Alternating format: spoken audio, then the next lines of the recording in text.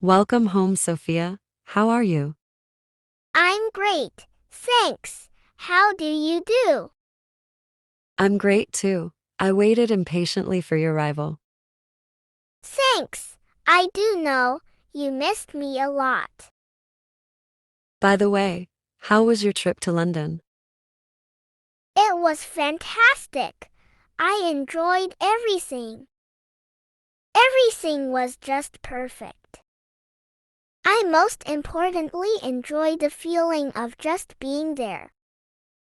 And being able to see and talk to the native people.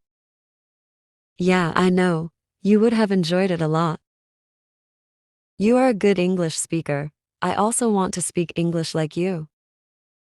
Well, you are not bad. You speak well. Thanks, but I think it's not enough. I need to speak more confidently and fluently. Well, I have already told you, you only need to practice. That way you improve your language skills. What happens is that I need to get a better job. And I need to speak very good English for that. I can listen and understand, but I can't speak fluently. I see. Well, it comes with time. But I guess I can give you some tips. Are you taking notes of new vocabulary? I do, but that doesn't work for me. I take notes of all the new words I learn every day. But I could remember them when I need. I forget them quickly. Then that's the problem. That's what you're doing wrong. It's not just about taking notes, Emily.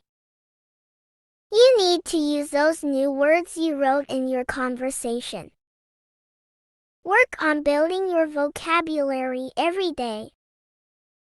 Choose new words and repeat each word over and over. To reinforce the memory of those new words, use them in sentences. I'll give you one example. Imagine you've learned the word garden today. Now, use it in a sentence. My garden is beautiful, for example. And associate this new word with other words. Yeah, I remember you told me something about that last time. You told me to associate new vocabulary and use them in sentences. Exactly, that's the best way to learn new words in English. You know, people think translating a word is enough. But if you're not able to use that new word in your conversation, then it's useless. That's why I'm telling you to incorporate that new vocabulary into your real life. I think I get it. It's not enough to know what something means. I mean a word, if we wouldn't use it. We will forget the word we have learned, right? Yeah, it's natural. If you don't use a word in your daily life, it disappears from your memory. The right way to speak advanced English is to learn new words and use them in your real life. Please never forget this tip. It's important. Wow, that's an excellent tip.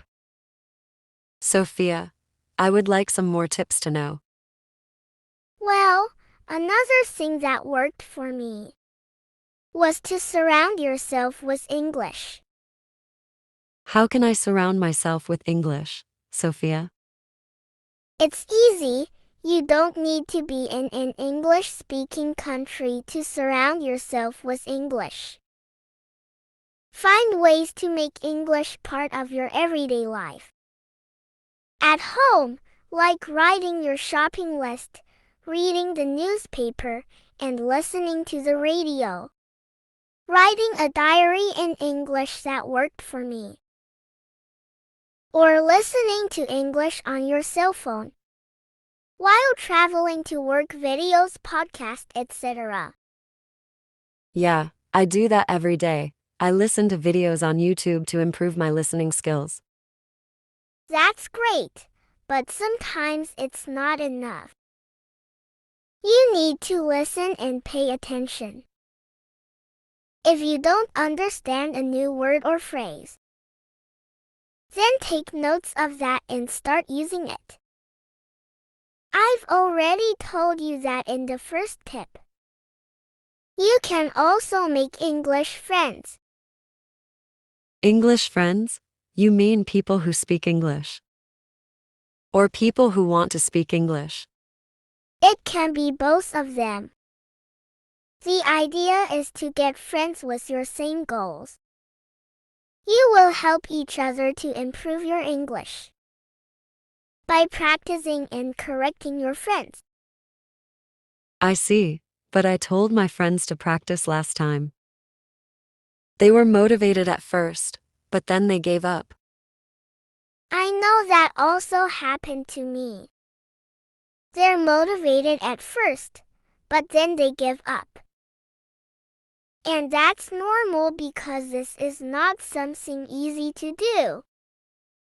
It needs hard work.